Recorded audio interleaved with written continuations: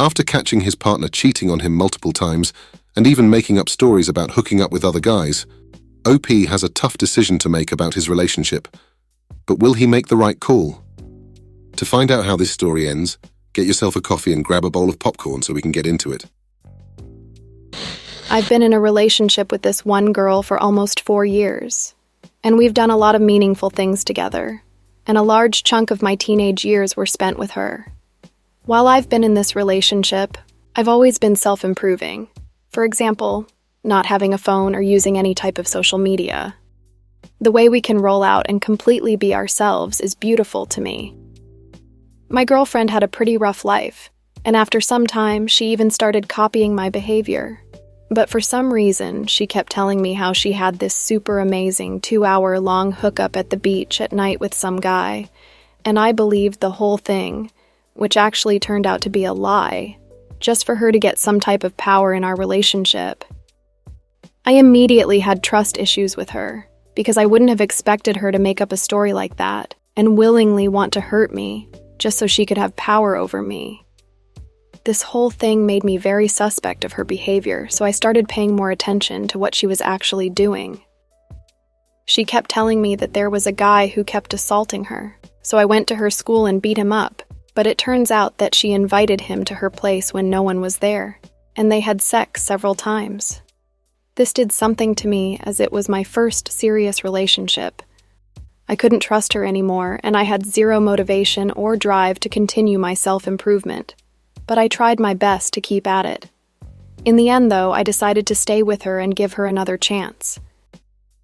Fast forward 2 years, and I'm checking her phone, and I find another dude asking, "Was it good?" And another dude, honestly. I don't even remember how many. I confronted her about it, and she denied the whole thing. But after some talking, she admitted to everything. This fucked me up mentally. I had zero trust anymore, zero respect, and zero drive to even talk with her. Again, though, for some reason, I stayed with her. But right after that, she had another affair with her classmate as they ended up kissing. After that, our relationship went completely downhill, and I decided to break up. We were together for 3 years at that point, and I told her that if she actually wants to get serious with this relationship, I'd expect her to have absolutely nothing to do with other guys and a bunch of other things. Once I left, she was at a bad point in life again, but I was doing really well, at least compared to how I'm doing now.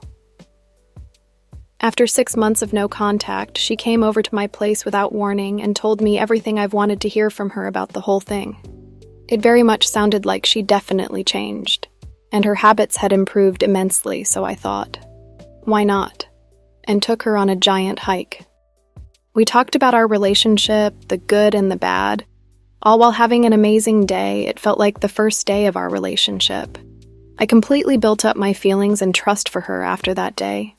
And I asked her to show me her social media, to which she responded, "I don't have any of that anymore." Because things were going so well, I officially decided to take her back. But then I found myself in a really bad situation, which had a negative impact on my health. I didn't want to see her until I got it all sorted out, but she continued to visit me, even though I told her not to. I became completely focused on my work, not showing her any type of attention, which in the end made her leave. We haven't talked in 2 weeks, and she's back to following random good-looking guys from her city, which just got me questioning everything she told me about her past behavior.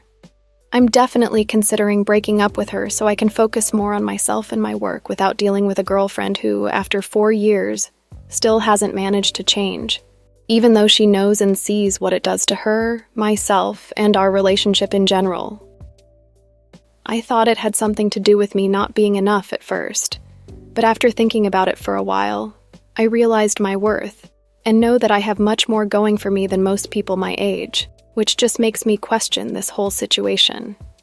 Why does she keep messaging guys and following random good-looking dudes on social media, even though she told me months ago that she completely quit? It would be great if any of you could help me out with this situation, as it's my first ever relationship which took a big chunk of my teens, so leaving would be the most painful option for me. When someone shows or tells you who they are, you should always believe them. It seems pretty obvious to me that OP's partner isn't the type of person you want to build a life with. The red flags she has shown up until this point are mind-blowing, and I can only imagine the trauma that'll come along if OP ever decided to marry her in the future. Needless to say, he'd definitely have to paternity test all of his children.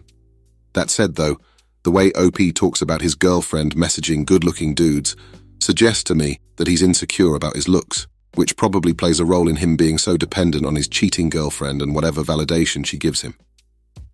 Anyway, let's see what our dear Redditors had to say in the comments. One person says, "You're grateful for sex, aren't you? You're grateful for the same thing she's giving plenty other guys, but you think you're special. You talk about love and feelings, but she continually cheats on you, and you keep taking her back. You're just one of her many guys." OP responds and says, "Sex isn't the number one thing when it comes to relationships.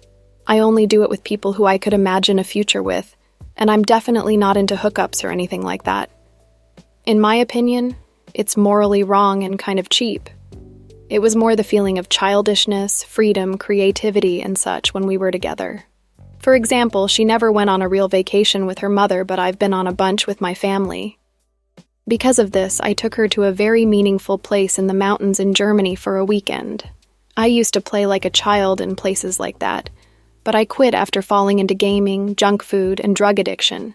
So, seeing her run down this one hill with a rainbow in front of her was a deeply beautiful thing to see for me. It was a great dynamic, but every time she did something with another guy, it fucked it all up. She started acting weird for weeks, and once I found out, I didn't want to see her anymore. I've already broken up once because of this, and she very much seemed to have completely changed for around a year now, but I'm starting to recognize the patterns again." Jokester says, "She lies OP, so you have to go off her actions, not her words. Take a step back and think about your best friend telling you exactly what you wrote in your post about this relationship. What advice would you give them? She's repeatedly shown you who she is and what her morals are, so it's time to believe her. You can't fix her. She has to do that herself, and right now she doesn't want to. You know that she seeks attention and validation from men, and she also uses sex to get that validation. She doesn't care that she's abusing you, so you're the only one who can stop that abuse. You have to choose yourself. Put your mental health first. You need to go back to no contact and block her. Quit looking at her social media. That's pain shopping. You're young. You will grieve, but you will heal. Learn from this experience. There are plenty of good, loyal women out there, and in time, you'll move on and reflect on this relationship. Once you have a healthy relationship to compare it to, you will be shocked. I wish you peace on your healing journey." Jokester is 100% right. Much like anyone else who happens to come across OP's story, I wish him all the best for the future. I hope you enjoyed this episode of Coffee and Popcorn, and I can't wait to see you on the next one.